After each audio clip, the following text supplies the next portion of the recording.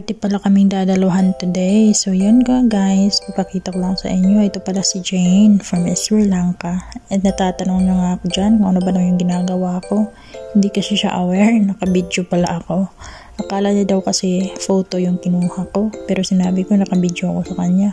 And by the way guys, nasa area na pala tayo kung saan gaganapin yung party nila tonight. And by the way guys, yung una pinakita ko sa inyo, yun yung dining area nila. Malawak din yun. At ito yung sitting hall nila kung saan sila pwede mag-usap-usap, mag-coffee-coffee dito, mag-chichika-chika about their life. Ganoon naman talaga sila. At saka nakikita nyo guys, ang lawak ng ground nila. Kaso dito napakalamig, oh my god. Hindi ko kayang magstay dito ng mga ilang oras sa labas. Sobrang lamig. So nakikita niyo guys, ipapasyal ko lang kayo ng konti sa lugar kung saan. Sa palibot nitong lugar pala. Sa palibot nitong lugar. At so, ito na nga, pupunta tayo sa likurang bahagi. Nakikita ko kasi may mga palaruan ata dito. Sabi kasi ng alaga ko, maglalaro daw sila dito. At tama nga naman, no? Meron pa silang maliit na palaruan ng bola, soccer place. At saka ayan, may slide, may duyan. Talagang hindi mabubore yung bata dito. May palaruan sila. Yun nga lang, kung hindi mabubore yung mga bata, mapapagod naman ang nani sa kakasunod. So ngayon, since free muna ako ng konti kasi yung alaga ko andun sa mama niya. Kaya ako muna yung maglalaro. Ito nga, nagfi-feeling bata. Wala lang, hindi ko pa lang kasi ito hindi ko kasi ito na-try noong kabataan ko since iba naman yung laro natin, mga 90s. Hindi naman kagaya nito, na ganito, may mga laruan na ganito. 90s era kasi, kaya mga yung mga unique yung mga laro natin noon. Dito hindi. So ngayon nga, sinabihan ko yung kasama ko nga, sige nga, videohan mo muna ako, sasakay ako doon sa may isda, yung upuan na isda, na may spring, gusto ko doon. Kaso hindi niya inayos-ayos yung camera ko. Kaya ganyan, ang layo-layo ko patuloy. Sinabihin kung lumapit ka ng konti dito, konti lang naman Wala lang, gusto ko lang i-film bata, So yun nga, pagkatapos, yan, ito na kami, nagchichika-chika na naman kami. So meet them, my friend. Yung isang Pinay, friend ko yan, si Grace. At saka siya si Jane, kilala nyo yan yung una pa na-introduce ko na Dito na part na to, nakatingin ako sa alaga ko, sinasamahan nila ako. Wala naman kasi silang alaga na bata, wala silang dala. So ako lang, sinamahan lang nila ako sa labas kasi hindi ko maiwan-iwan yung alaga ko. Kahit na nga sinabihan ko silang pumasok na sila kasi ang lamig-lamig, pero ayaw nila Kaya ayan, tuloy nanginginig din sila katulad ko dito sa labas.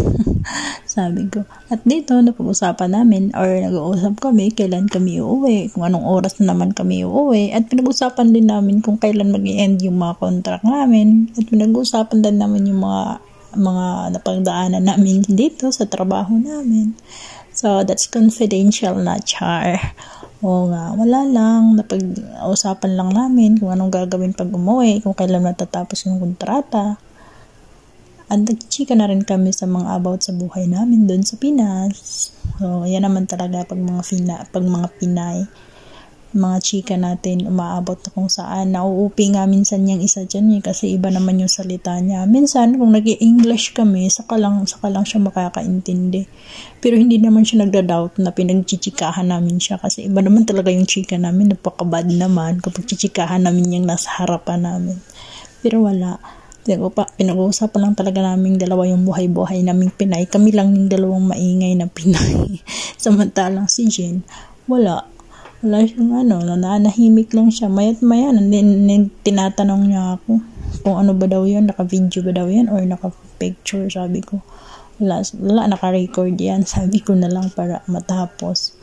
So yun nga, pagkatapos ng usap-usapan namin, ako naman, lagi kong chine-check yung alaga ko, kaya ganyan yung liig ko. Panay lingon, panay tingin. At ayan, dyan banda, sinabihan ko yung alaga kong pumasok kasi nasa labas siya, ang lamig-lamig. Pero hinahayaan lang naman siya ng amo ko. Ako nanginginig na, tapos yung alaga ko wala man lang, parang hindi nilalamig, sanay na sanay sa lamigan eh. Ako wala na, parang nagiging nag-freeze na yung katawan ko, kalaman-lamanan ko, sobrang lamig. Grabe, bilib ako sa mga batang to. Napakaano nila sa lamig, talagang parang hindi nila nafe-feel yung lamig dito. Laro lang sila ng laro. Pero kung sa naiintindihan ko naman minsan kasi parang boring din ang buhay nila dito, mga bata. Hindi katulad sa probinsya na makapaglaro kung kailan gusto, makalabas. Dito kasi hindi. Kung kailan lang pag yung amo ko pupunta dun sa friend niya na may anak, saka lang makapaglaro yung bata, or kaya dun sa sa sister-in-law niya na maraming bata, saka lang makapaglaro din yung bata, or kaya ilalabas nila dun sa mall.